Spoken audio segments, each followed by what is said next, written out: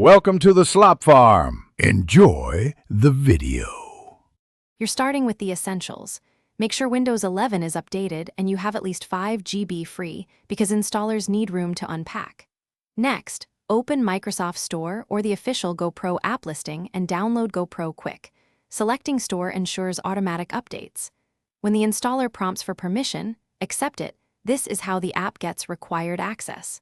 Once done, sign in with your Microsoft account so settings and updates sync. Now you're ready to launch the installer.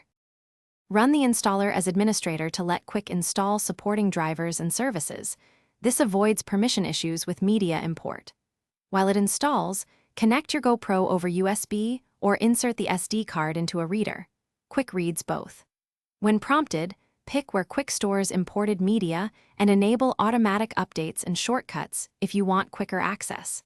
Make sure file associations are set so double-clicking media opens Quik. After configuration completes, finalize your setup by importing a sample clip and creating a Quik project to verify playback and export work correctly. This demonstrates that everything is configured. Make sure hardware acceleration is enabled in Quik settings for smoother timeline scrubbing and faster exports, and set preferred export presets.